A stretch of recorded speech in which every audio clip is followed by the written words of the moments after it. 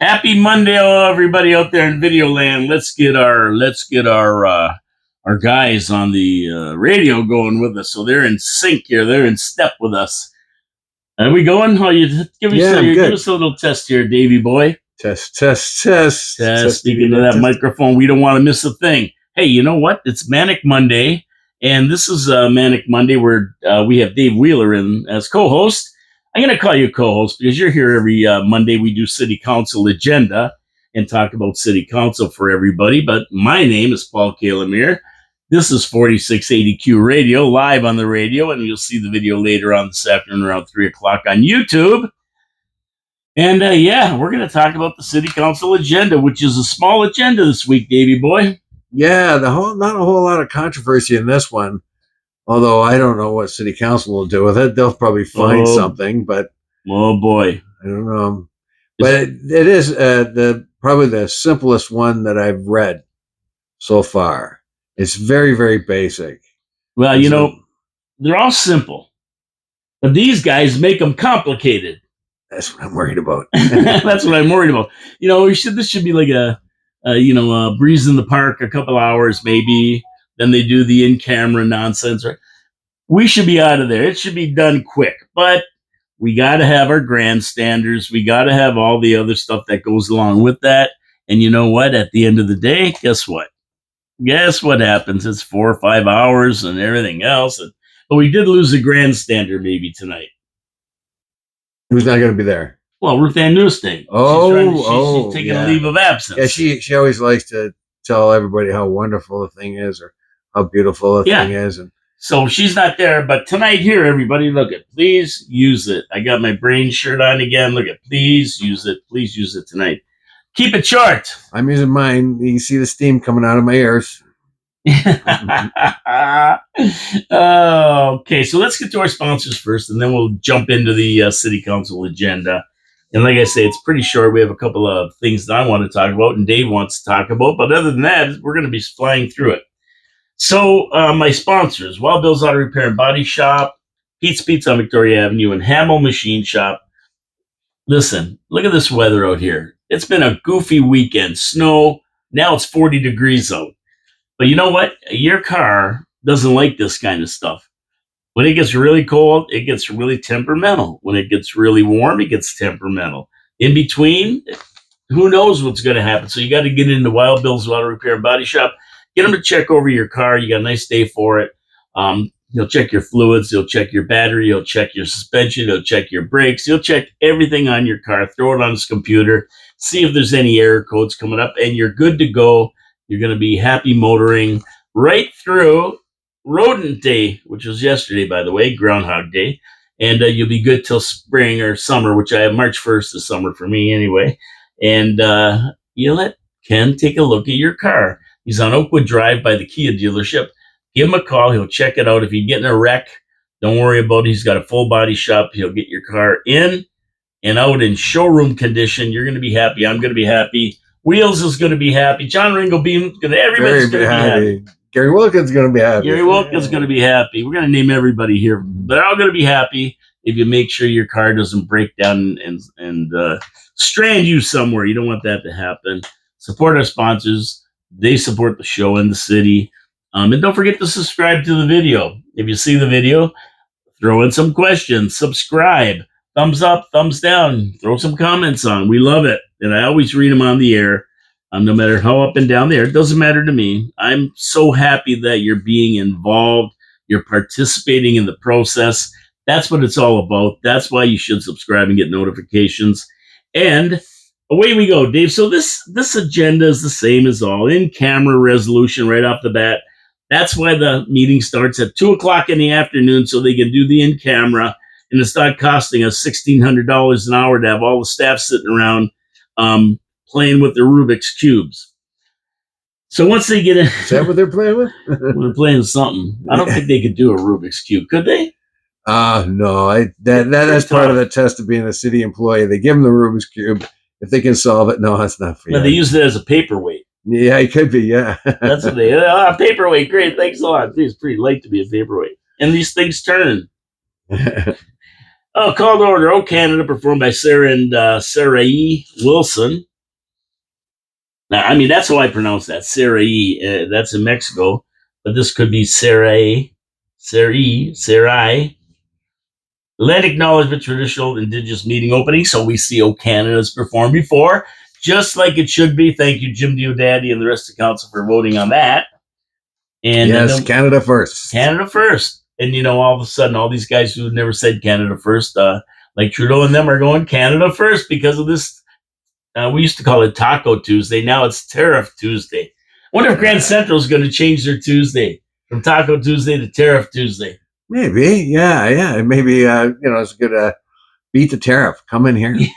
Get in the swing of it. Get modern. Taco Tuesday is so yesterday. Yeah, really. And we don't. And Mexico is not giving tariffs against us, are they?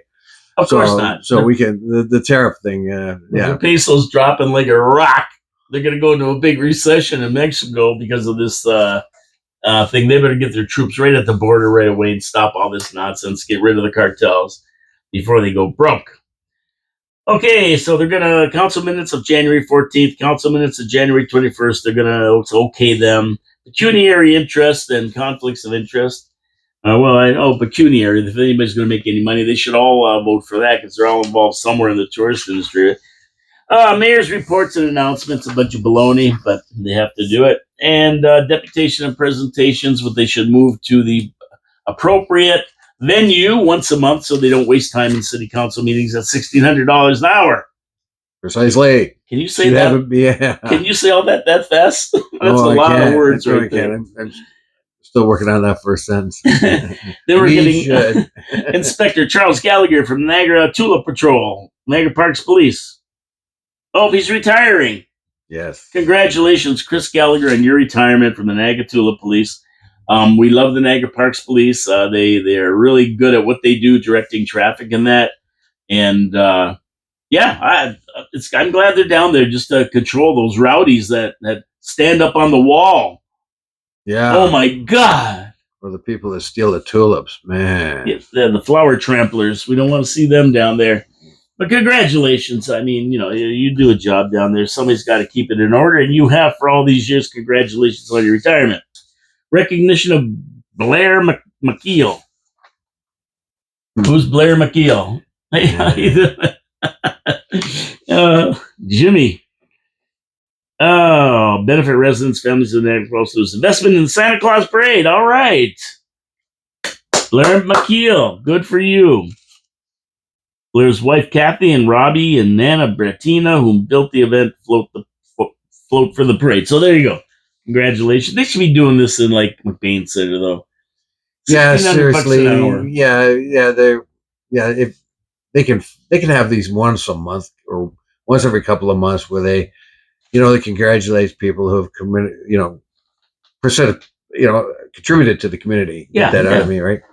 Yeah, and then you're right about this. This is just kind of slowing things down. I don't know how the average person they enjoy this, or a person like me who just wants to get to the meat and potatoes of the meeting, and this is just all kind of preamble that just gets in the way. Let's do a survey. Yes, indeed. Yeah.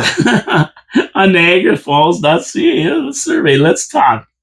Well, you can voice your opinion right here. I'll do a survey. Get rid of it. There's my survey. 1,000% in favor, 100% in favor. I'm the only one who voted, and I say get rid of it. So there you go. Do we want to get rid of it, or your second choice is do you want to get rid of it? Yeah. Now hold it. Now, a survey doesn't get better than 100%.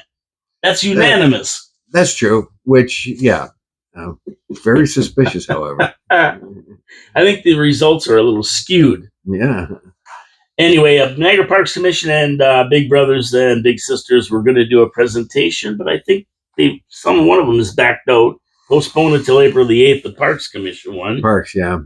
And brothers and sisters, Big Brothers and Big Sisters are doing their thing. They're just going to tell you how wonderful they are. Yeah. And just inform the community of what they do. So the Nearly New Shop, or remind people that go to the Salvation Army, can get vouchers from the Salvation Army to buy things at the Nearly New Shop because the Salvation Army store is no longer around. That's what they use. And so if you're, in a rough place where you're a little light on coin, you can get a voucher from the Salvation Army, and you can go down to the thrift store and get something. Support Also, the if you're just Salvation. and just if you're looking to shop for some stuff, you can go down there as just somebody looking for. They got neat stuff in there. I was just cruising through there one time when I was donating something, and they have a lot of neat stuff. So there's stuff there you can buy, and that of course goes Yeah, you got to into go the there and pick community. a couple things up. Yeah. You know, they got some stuff that you can't, sometimes you just can't find. Like you want a certain kind of thing or something. This has an awesome plate and cutlery set in there one time. It was really old, but it was really good condition. Yeah, I mean, what the heck? And you're supporting a good cause when you buy anything out of there. That's for sure. Like Value Village, you're supporting a corporation and that kind of thing. Salvation Army, you're supporting them who do so much good for the city. Yeah, and the Boys and Girls Club thrift shop, of course, that money goes to the Boys and Girls Club to Yep. help supply Yeah. that. So those are all good things. Yeah, support local. Yeah. And we're in the big buy Canadian mode right now because of the tariffs coming in. Taco Tuesday is now Tariff Tuesday. I've declared it. And yeah, so everybody's on the buy local Canadian. They're booing the American national anthem. It's not a good idea, but These crazy but Canadians. people are people. If the tables were turned, Canadian anthem would be booed down the States. That's just the way people are. Most likely. Yeah. Most likely. Yeah. If Trudeau shows up, they're bigger they boo boors him. down there than we are. Yeah, well, the problem is if Trudeau shows down there, they boo him, but they're really not sure who they're booing because they don't know who he is. He's just some guy. Now let's boo him. He looks like a guy who should be booed. 7.1, sidewalk winter maintenance. And this is one that kills me because I have a lot of questions. They're going to make it illegal not to clear your sidewalk in front of your house.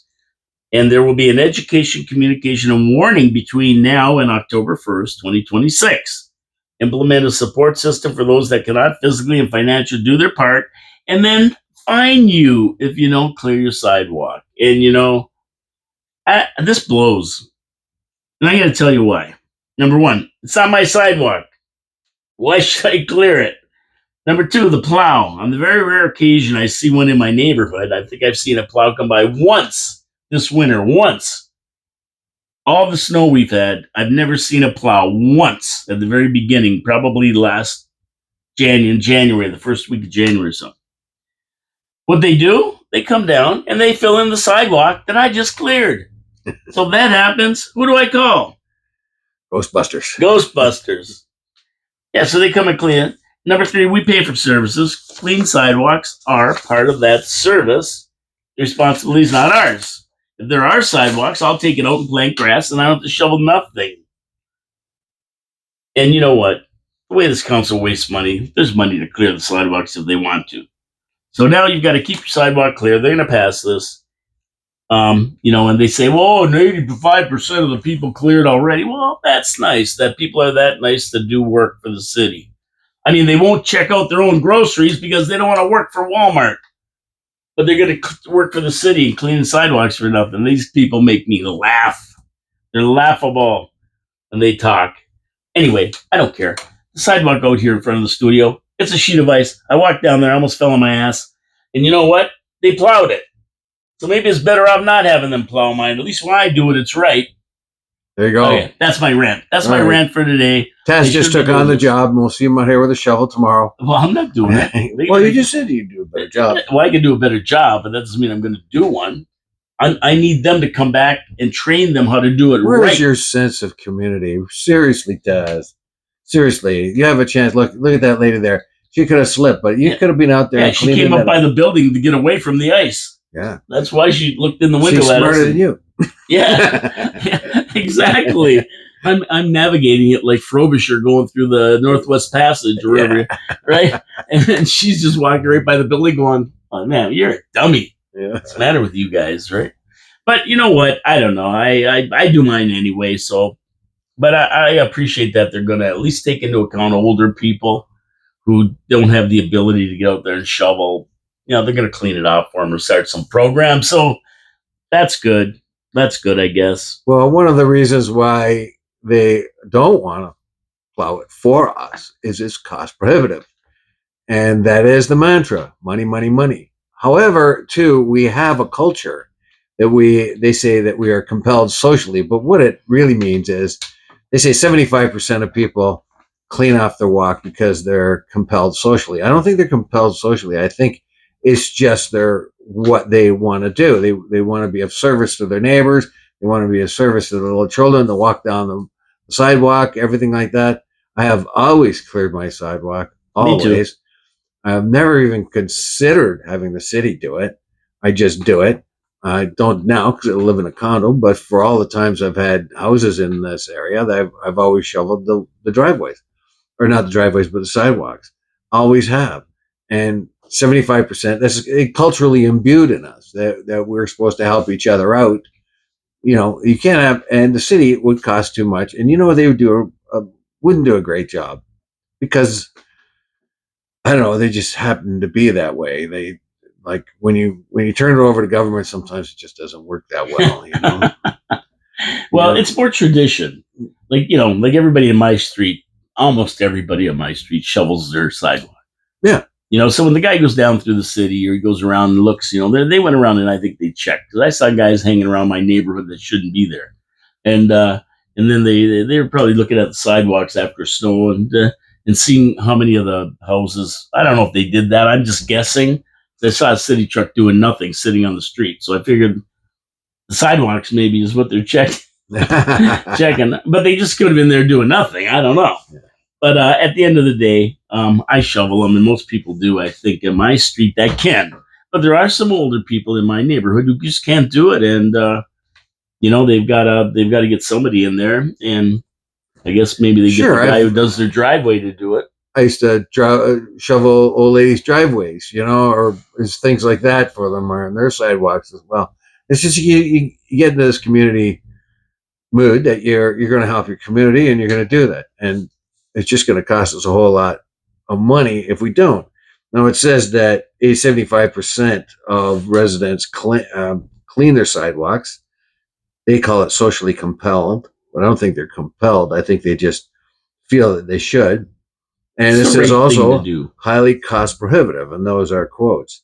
And they said 84% feel sidewalks should be cleared, and up to 87%. Now, this is kind of tricky. Up to 87% actually do. But it's one section. If you take all the places where they took the statistics in the city and the map, the north end are the good guys. We clean off 87%, right? And you get down to the south end, they're a little bit slipshod down that way. They're friggin' rebels. Yeah.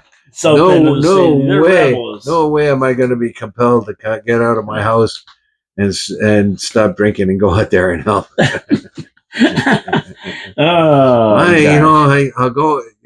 Then they'll get mad because they can't get outside to get their welfare check from the mail. But nowadays, that's not a problem. It's delivered to them electronically. Well, if they're not going to shovel it, could they please bring me a new shovel? Because I wear my note. Could they just bring me a new shovel? $20. They give us everybody a shovel and say, here. A city shovel? Thank you I'll City of Niagara Falls, all stamped up and everything. Just to show that they appreciate us shoveling their they're likely going to do. They're going to put LGBTQ. The rainbow shovel. The rainbow shovels, yeah. I won't take it. Or the First Nation shovel or some damn thing. Spray painted black. Yeah. I better get that phone of mine. It's going to go off. I've got my phone over here, and I've got. Davey's going to get his phone. He hasn't left the studio. He's just gone to get the phone. Don't hit that stand, or you're going to be shaking everything all over the place. There it is. Yeah, be like a gazelle over there. Okay, so that would be tough for me to do. More like a rhino. A bull in a china shop. 7.4 fencing.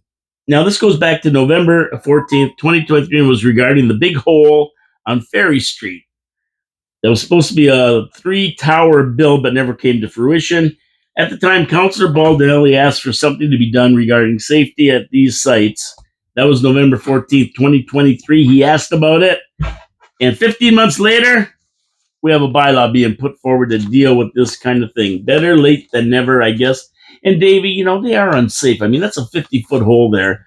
and some guy walks by there and slips and falls, or kids playing, they're dangerous. And it's not only about the hole; it's health and safety. They got to be fenced properly, and they got to be safe. And I'm glad this happened. Thank you, Councillor Baldinelli, for bringing it up. And 15 months later, your wish was their command. Well, construction fencing, right? That's what you're talking about yeah, now, right? that's right. What is bewildering to me here is that OSHA has rules for this. It's all encoded in the book. I know, being a union rep, and that I had an OSHA book all the time. It was with me all the time. Yeah, don't worry. You have to wear a garland of garlic or something when you're around me. But look, they have everything stipulated in those rule books. So I'm lost here why they have to have rules when there are already rules for fencing. Now, as somebody who hasn't put up fencing around a construction site, they're liable for that. I mean, the fencing around a construction site is all determined by rules and regulations of OSHA, the Ontario Health and Safety Act. So I don't know what the difference is between the kind of fencing that they want or stipulate and that which is different from OSHA. Because if you comply with OSHA, it's a good fence. It's a good, solid barrier. Protection. Yeah. Well, I don't think it's as much not complying with OSHA. It's enforcing it. I think that's where the city has been lax. They know what it is. It's there, but they just don't enforce it. Now they're going to enforce it. I think that's probably what's going on here. Because, we know it's not safe. City knows it's not safe. Why wouldn't they make it safe? They just didn't enforce it, I think. Yeah, and that's actually the ministry's job to go and enforce that kind of thing. When do you see them around here? Yeah, not often. When the weather gets a little better, you might send them on. But they're guarding the schmelz. Yeah, but I don't know. There are these regulations, and I know I've talked to the ministry guys. I've been in construction sites where there were barriers, but they weren't up to snuff. So there's rules for that. So I don't know. I think some of the problem here is aesthetics. And they've mentioned that a few times in council meetings. When they do construction, they are worried about the aesthetics of construction, particularly down around the tourist area, where they don't want it to look, ugly or construction scenes. They don't want people to see that kind of thing. So aesthetics may be a thing, but safety is the number one thing. And True enough. If this is over and above what OSHA has dictated, that's just something that confused me. Why are they different from OSHA? They don't want it to look run down. They want it to look, like what construction zones to look all right, like they're construction zones, not like they're the city dump, and they're going to be dumping garbage in the hole. Yeah, like I said, I've been around construction site for decades, in and out of construction sites, industrial, residential, everything. So that was just a bit of a surprise to me that they would have a specific type of fencing bylaw or enforcement. And it'll be interesting to know tonight when they have tomorrow when they have the meeting, to see how they describe that. Yeah, exactly what it is they're going to be putting up. Now we're going to get to 7.5, an ongoing decision on single room occupancy. You might see it as SRO in the thing. But first, we got to get to my second sponsor, Pete's Pizza on Victoria Avenue. Most people I know, they want a great pizza. So what I do is I give them the directions to Pete's Pizza on Victoria Avenue. Mike makes a fantastic pizza. He knows what he's doing. They use the Mancini family recipe at Pete's Pizza on Victoria Avenue, and it's been around for 40 years. They've had pizza places for 40 years, the Mancini's. Awesome sauce, awesome crust. The cheese, Saputo with brick cheese mixed in the right ratio with the sauce on the pizza, cooked to perfection, fresh ingredients. It doesn't get better than that. And if you have a little thing about having wings with your pizza, don't worry about it. Their wings are fantastic too. You can order wings and nice pizza. How are you going to beat that on a Saturday night watching the hockey game? Pete's Pizza on Victoria Avenue. They have a full menu, steak and cheese poutine, all kinds of poutine, steak sandwiches, panzerotti, you name it. I've had a lot of it, and it was all good. They're one of my favorite places in town for pizza. Pete's Pizza, Victoria Avenue, 905-374-2222. To call in your order, go to petespizzavictoria.ca to order online. And of course, they use all the skip the dishes and everything else. So give them a call today. Have a nice pizza. Calm yourself down. I calm down when I have a nice pizza. That's my sedative right there, pizza. Oh, okay. Like I say, instead of throwing a beer at the TV, If you smoke I the throw a pepperoni, pizza. do you get high? Yeah. Well, kind of. It does get me going. Just a little bit. It's the oregano, maybe. I throw some oregano on there. Anyway, Pizza Victoria Avenue. Support our sponsors because they support the show and they support the city. Great guys down there. So, Davey, SRO, there was 282 pages or something to read on this. I went through a bunch of them to get the general flavor of it. You went through more. So, it's about, do boarding houses belong in commercial BIA areas?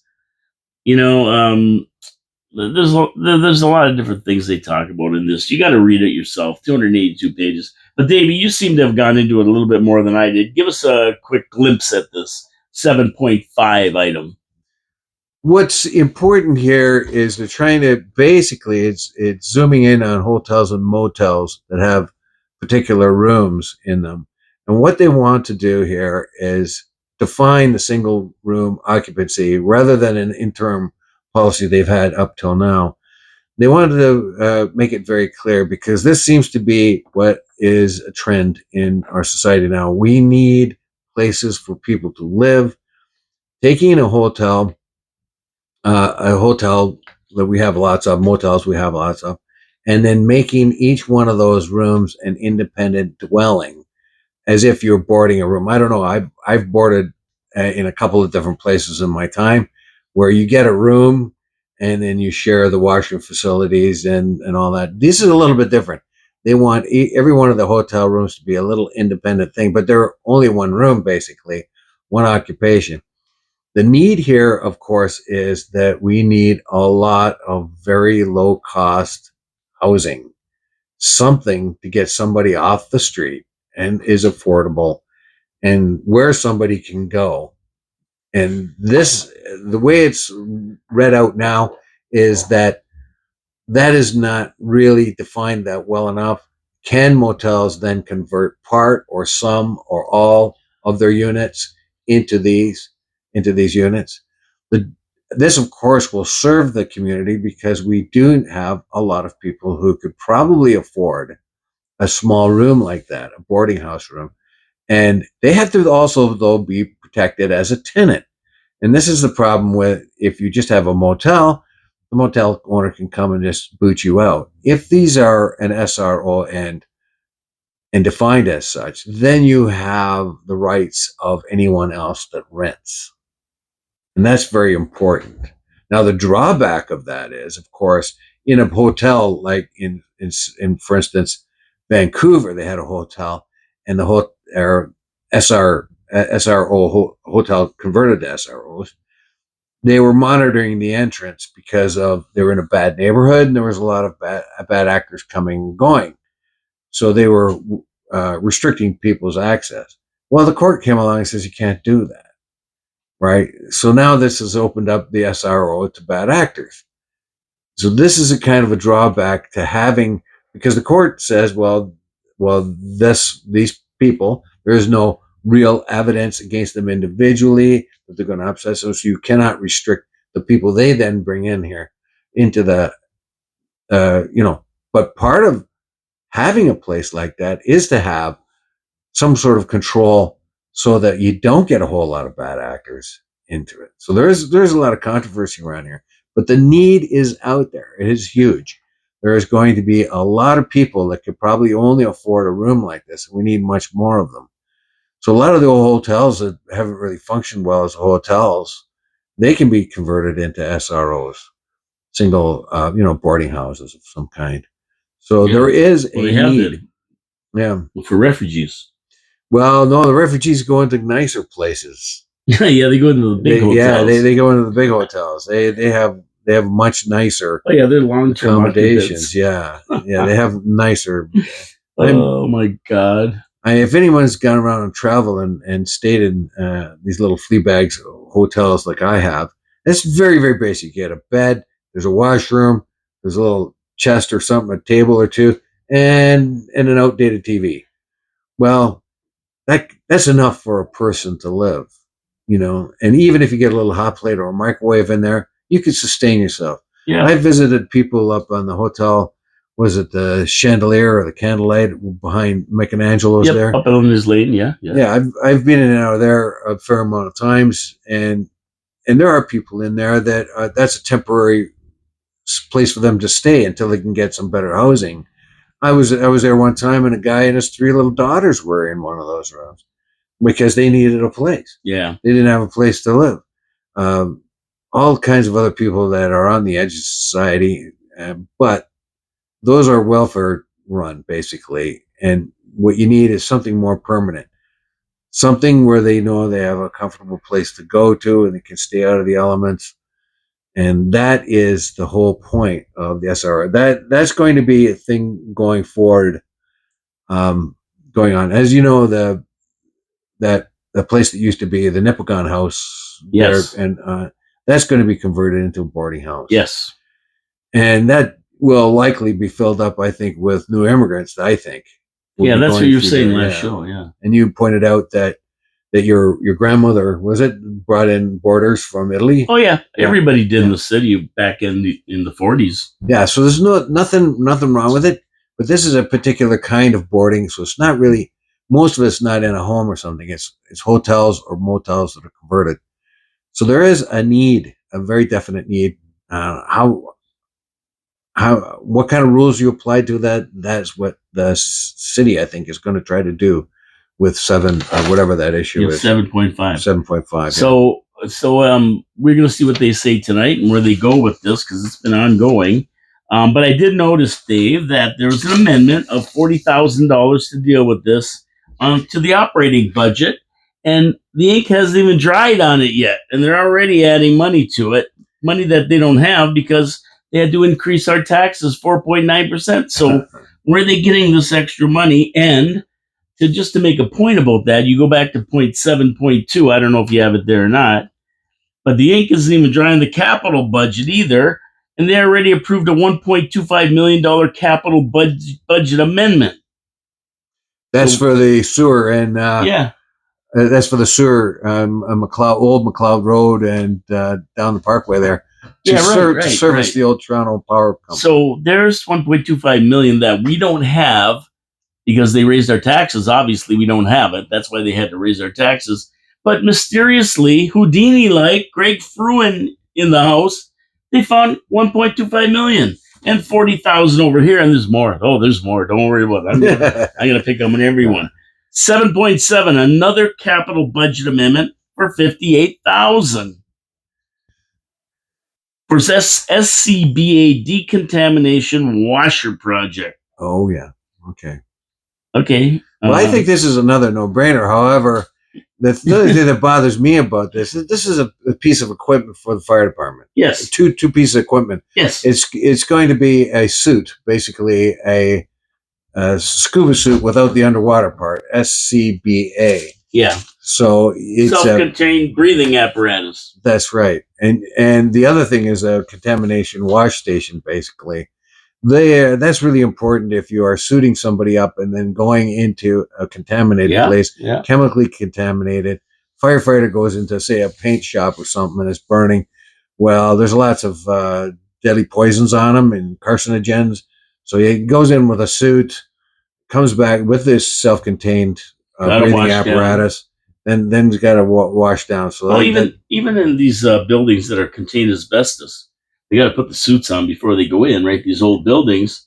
Oh yes. And then it's the same thing, right? They got to wash down and everything, because this asbestos is nasty stuff. So yeah, I've worked with asbestos and had to wear the hazmat suits and the self-containing breathing apparatus. Oh yeah. But I wonder about the price tag on this and the fact that it's single source. That kind of bothered me a little bit. Okay. Why is it single sourced? There's got to be other manufacturers that do the same thing. Why is it single source? Is this specific one that the fire department wants? That kind of was a bit of an issue to me. And having done the same thing with ordinary hazmat suits and self-contained breathing apparatuses that that I've used. I mean, I don't think they cost anywhere near that. Yeah, I don't know, but the one thing is that Lori LaCoco wanted to cut 50,000 off their budget, right? Well, there it goes. There It's it got goes. Yeah. 58 grand. You're 8,000 in the hole now. Only 8,000, only 8. Yeah. But That's all it is. How yeah, much that's is a that good gonna cost question. us? I wonder if the city councilor, maybe if they're listening to the show, will ask the fire chief why it was single sourced and why it's $58,000. Is it one suit or two? I think it's only one. One? Okay. One. Seems like a lot, huh? Yeah, and it has to be a specialty issue because, as I said before, I've worked in contaminated areas and had self. We have normally the only time you use the self, you throw a tank on you, is if the filter systems on your air breather system will not be able to take on the gas, right? So you put on a self-contained system, and I think I probably only used them once, but most of the other times a filter thing. So yeah, they could be expensive, but I've seen them hanging up in the places where I've worked in case you needed them. And yeah, I can see the importance of that very much so. Yeah. I wonder what they've been using up until now, and the wash station, of course, too. I remember working in a steel mill, and they had an accident, and I got dumped with a lot of water that was contained carbon tetrachloride and some other contaminants. So my boss says, just get out of your coveralls, go right to the shower off, and then get into new ones. So, there it's out there. Those contaminants are out there. So, but the fire department, of course, has to deal with, very, very poisonous. So this things. wash station must be portable then, because you're not going to go down the thing and then go to this thing, go all the way back in that suit to the fire hall and then wash down. I would hope it's portable. Wouldn't it be on site? It would have to be. Probably be on the side of the truck or something, some big with a big tent around it or something like that. Maybe that's why it's so expensive. Yeah, like it's got to be enclosed, so maybe a big tent or something like that. So and then when you wash it down, you're going to have to contain that water, that contaminated water. Yeah, it's going to can't let it go free. Tell because it can't go into the sewers. Yeah, so maybe that's why it's so expensive. It's a little bit more complicated than we're reading into it. Yeah, is that possible? I think it is. Yeah, I think it is. Maybe they'll ask tonight, but either way, they're going to get the money, and either way, it's an amendment to the budget. If it's not complicated, they will make it complicated. Yeah. Well, they have to justify 58 grand, but either way, they're amending the budgets, and the ink isn't even dry. Oh, they'll go through 10 million more this year. That's what they did last year. They went through 10 million more on the capital budget than they actually approved in. That would have been in November or December of 2023 for the 2024 budget.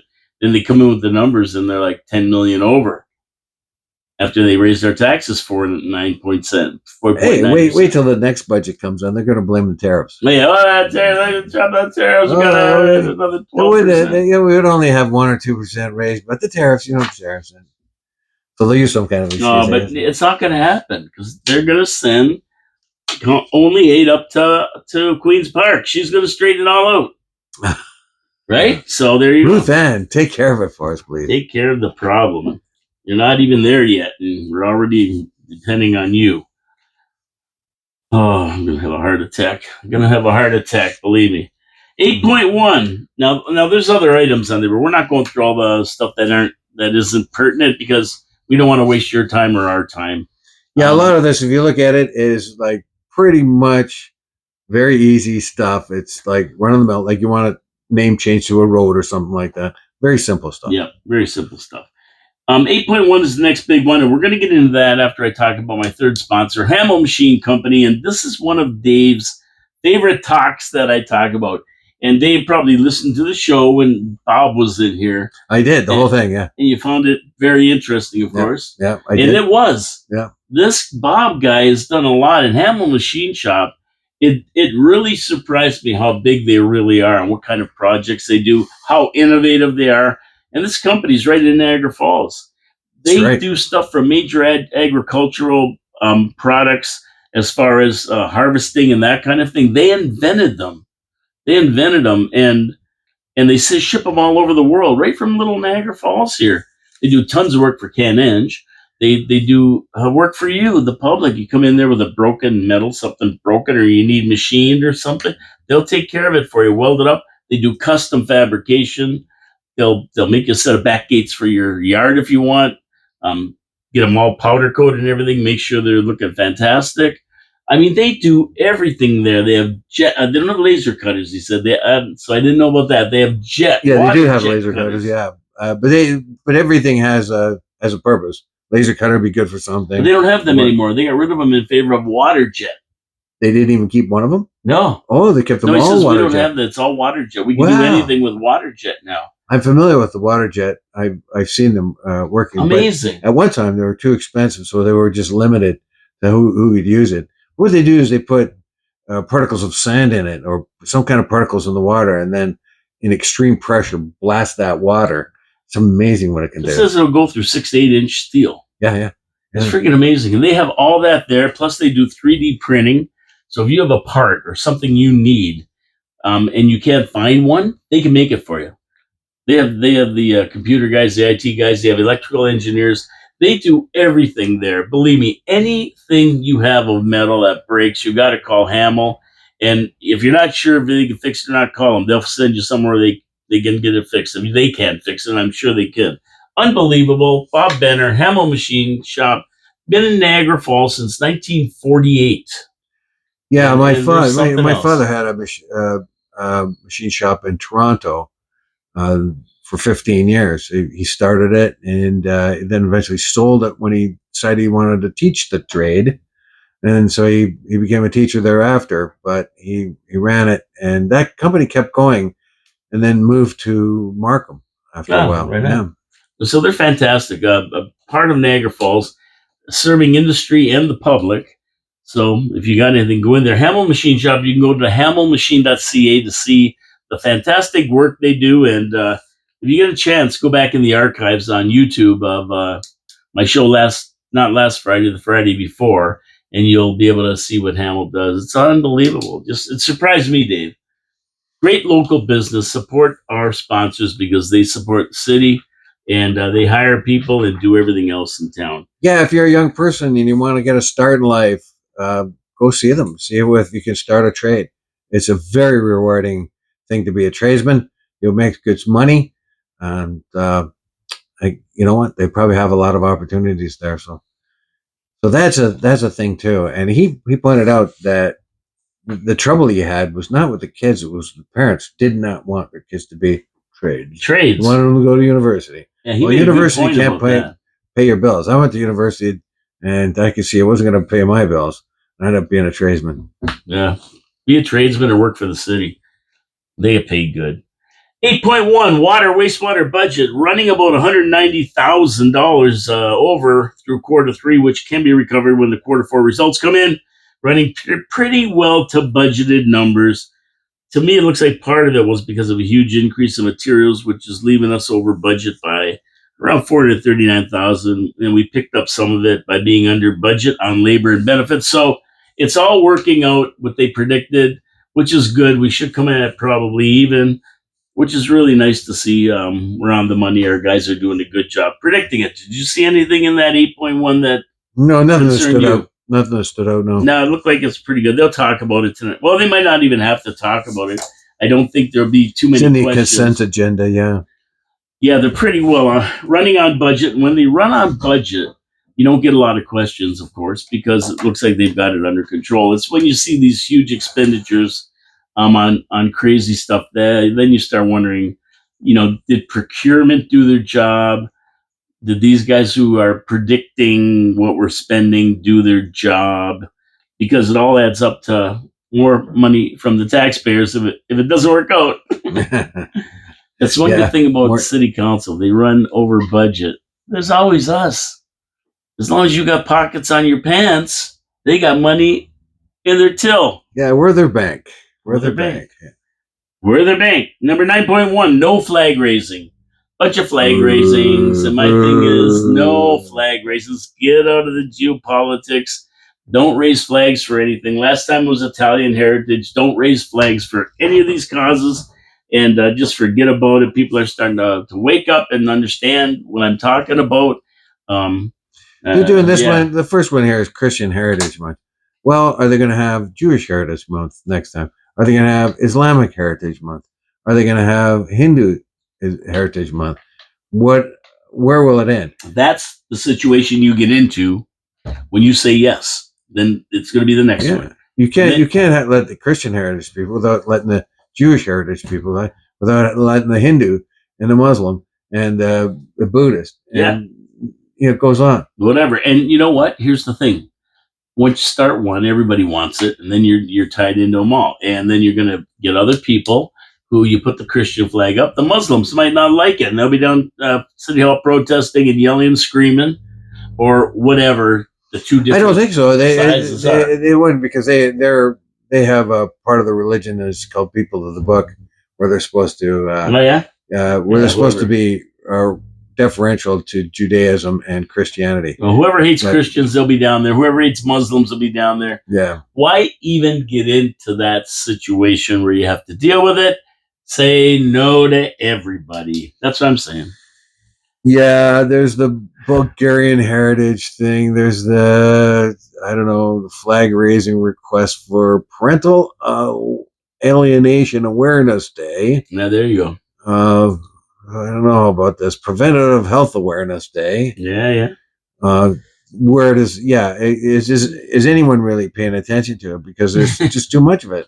Listen, if you want to raise the flag, don't say no. If you want to declare a day or whatever, sure, why not? I knew that was gonna happen. Yeah, there you go. This guy's carrying. Oh, look at this crew.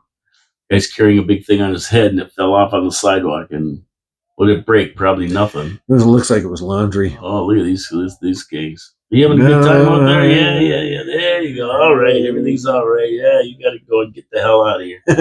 Okay. There you go. At least they didn't park it in the middle of the street like before. The guy with the garbage can the other day parked it right in the middle of the street and left. Yeah. Right, an Audi comes by and just misses it. I'm going, oh, this guy's going to have fun.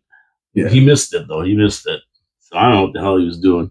Yeah, I saw him while I was in the bar right up next door. Yeah, there you go. And then the other guy came down here and took a leak by that bin there. Of course. Yeah, I see that all the time. You gotta go. Yeah, I see that all the time. You could have walked into the bar to do it. I don't know why. Yeah, like why did you go in the bar? The bar is a public place. Yeah, crazy. So 10.3, Niagara Region. Motion regarding use of non-withstanding clause for homeless. And I agree with that. Jimmy Doodaddy brought it up, and he agrees with it. And anything that people have been trying to do for the last 20 years hasn't worked. So it's time we try a different approach.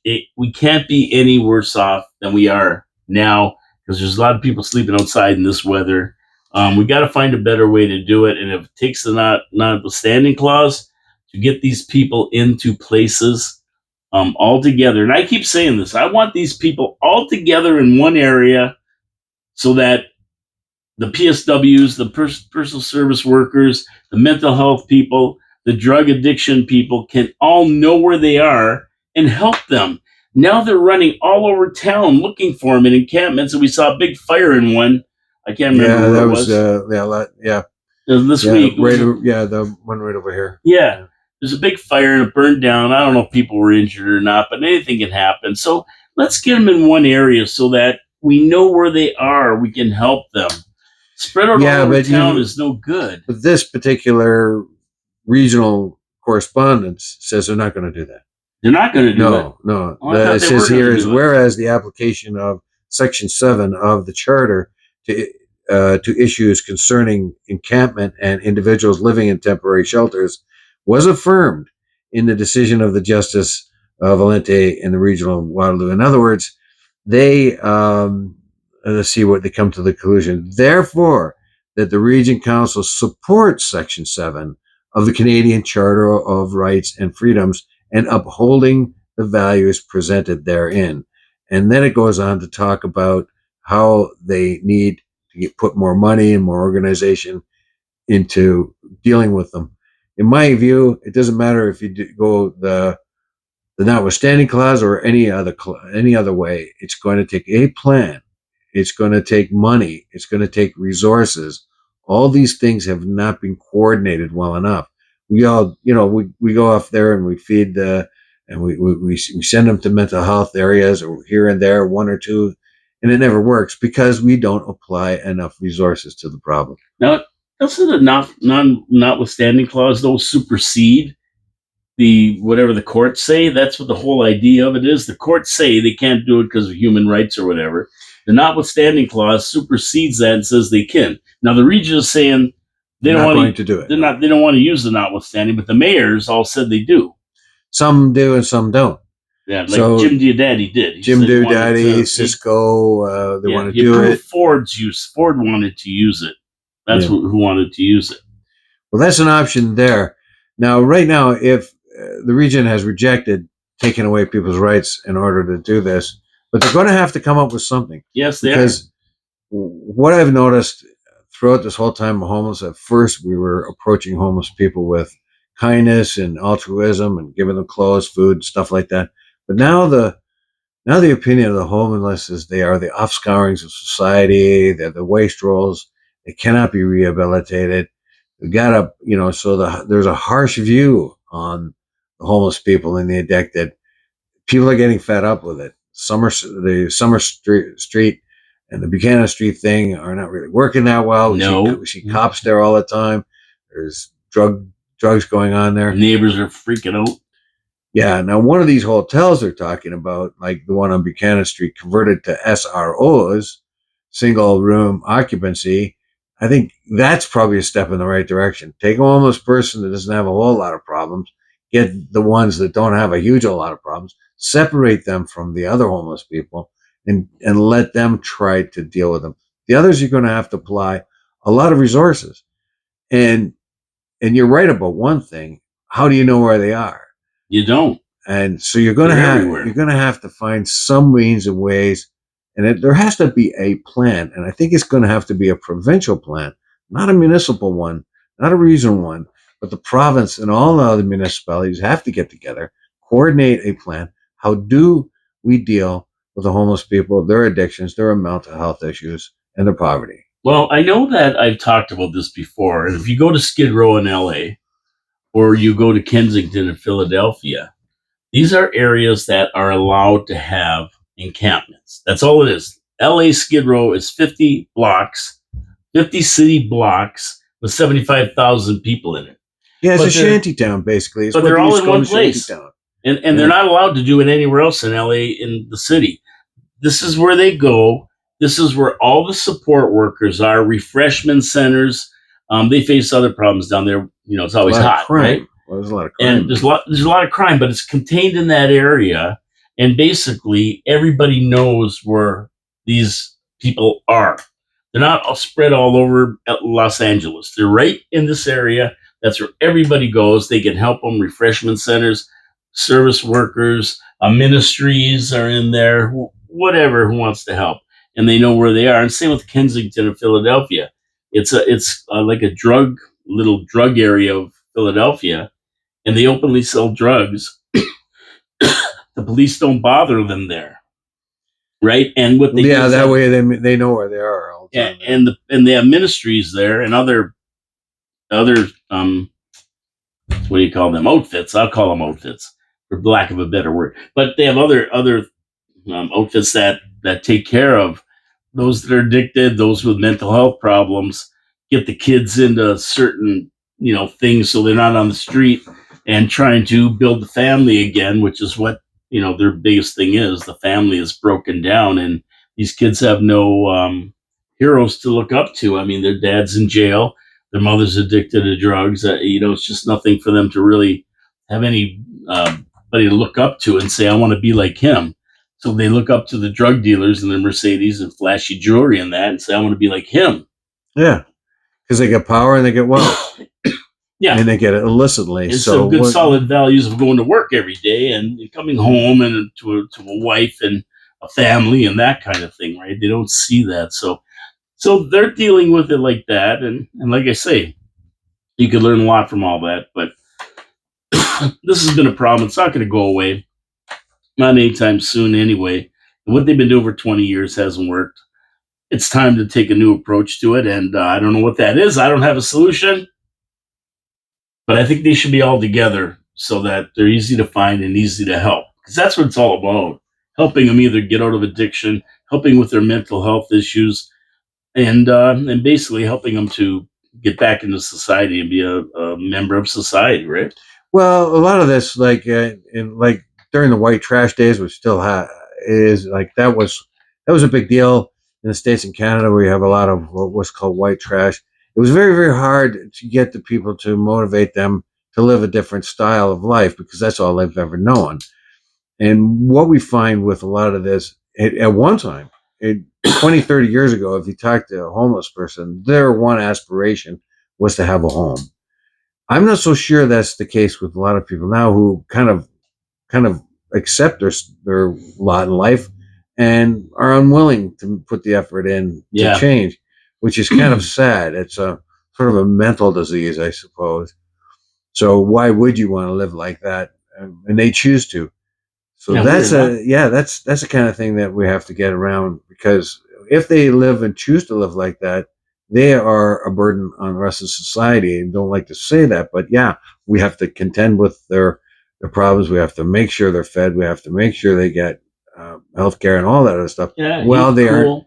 they are not contributing to society, and for some reason feel as if that's the only option they have.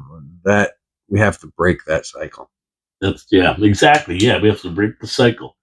And the way is to try some new stuff. You can't do the same thing over and over again and expect different results. That's the definition of insanity. Yeah. You know? So we are going to start to consider them as the offscourings of society if we do not apply the proper resources and have a good, solid plan. But it's going to cost money. It is. Got to throw more money at it, I guess. 12.1, motion by Councillor Triple F, Mona Patel regarding parking lots. Oh boy. Could somebody tell me who wrote this mess? A dog's breakfast? This whole thing was not written by Patel. I'll guarantee you it was not written by Patel. No way. I wish someone would tell us I who's think writing. part of it was. Maybe in one word. I don't know where she got dog's breakfast. That sounds like Jimmy Diodati's line, dog's breakfast, right? Which there. item is it? Say it on CHCH before. Oh yeah, I've heard that expression often. I wish someone would tell us who's writing these scripts for these counselors. It definitely wasn't her writing all this. I'll guarantee it. But what it was is a motion for parking lots or so. I don't know. You know what? I just read it. And I couldn't read it anymore. It was just so crazy. But I don't know, Davey. Maybe you read it. But well, Mona likes to dump a lot of things on staff, and it says, therefore, I move the staff prepare a report to come back to council outlining how many private parking lots exist in the city and indicate their locations. What requirements are there to be complacent with the city's commercial parking lots? She's putting me to sleep. Yes. So I don't know what the beef she has with them. She probably has something. She could have reduced this quite a bit to make it a little easier to read and get more to the point. And she's got a lot of whereas and whethers and so on. But I would school her into doing something a little bit less like wordy and voluminous. And just sort of get down to the point. How many parking lots do we have? She should know that. And what are the stipulations and conditions and regulations of them? I'm sure if she did a little bit of looking, the city probably does already have that information. Sure they do. They know how many parking lots we have. We see the budget for parking lots every year, and they name every parking lot we have. Yeah. It'd be interesting to see how the Penguin gets to this. But she also talks about like shady parking lot guys standing on the road waving people in, and like she talks a lot about private parking lots. Private parking lots, not just the city parking lots. So they're all over the place. I mean, she's right about that. Hard to figure out a number on those guys. Yeah, she knows how many the city pop down. Yeah. Oh yeah, they're pop up parking lots. You won't see them in the summer. All of a sudden, they're all there waving you in, right? Your driveway's full of cars and you don't know how they got there because some guys waved them in and charged money for them. That's right. But anyway, everything goes to staff. They can figure it all out. I don't know. We'll see what they say about this. They might have an answer already. You never know, right? While they do all this, she might get an answer right tonight at a meeting. So watch out for 12.1. That's about that. Anything else, This- Stevie? this- I didn't see anything else in there. Only that this is rather verbose, and when you go on and on what you try to do is simplify your. This is my opinion to Mona, is try to simplify things and make it like zero in on the most important bullet points and put them down. And when you get something long and protracted like this, it's difficult to follow and really understand what you're up against there. So anyway, that's my opinion. Whoever wrote it for, don't write it like that anymore. Yeah. Put it in bullet points so us dummies can understand it instead of long verbose. Is that a word, verbose? It is. It is. Okay. Where verbose means you go on and on without meaninglessly. Well, that's what I mean. Yeah. Like I do most of the time. Yeah. Like any politician will. Yeah, Right? well, yeah, Yeah. exactly. But other than that, that's pretty well the menu tonight. Watch for these points that we mentioned, because they're going to be the ones that are probably going to be talked about the most. 7.1, 7.2, 7.4, 7.5, 7.7. You're getting waves there. And hey, how you doing there, buddies? 7.7 and let's see, 8.1, 9.1, and 12.1. They're their main points. Check them out. Listen to City Council. A lot of it you can don't even bother tuning in until about 4:30, because by the time they get out of the pizza and wing meeting, it takes about 2.5 hours. Usually, that's been their MO. And check it out. See what you think. Give some comments on the video when you see what they do in the City Council meeting. I'll talk a little bit more about stuff tomorrow. And we'll wait for the meeting tomorrow. If for us, it starts at 4:00. Well, the other thing there is they're going to reinstate Laura Coco and the homeless committee. Yes, she asked about that. Yeah, it surprises me that they haven't had the committee going when it has been a growing problem, and that committee has not been sustained. So this may be a good sign. Yeah, we'll see if they reinstate that. That'll be a good one. Anyway, we got to get out of here. My name is Paul K. Lemire. This is Your City, Your Voice with my co-host, Dave Wheeler, on City Council Agenda Day, the day after Rodent Day, in the studios of 4680Q Radio on a manic Monday. Don't forget to support our sponsors, Wild Biz Auto Repair and Body Shop, Pete's Pizza on Victoria Avenue, and Hamel Machine Company. Support our sponsors. They support the show. They support us. Subscribe to the video. Give us a thumbs up. Give us some comments. Tell us what you think. We're at like 93 or 94 subscribers. I want to get to 100. Come on. I need 7 of you out there who haven't subscribed to hit the subscribe button. Let's go. We're out of here, Dave. Thanks for coming in. It's been a pleasure. Always a pleasure to have you in the studio. And we'll be back for next City Council meeting for sure with Dave. But I'm going to be back tomorrow at noon with Trash Talking Tuesday. We'll see you then. Have a great day. God bless you all. We're out of here.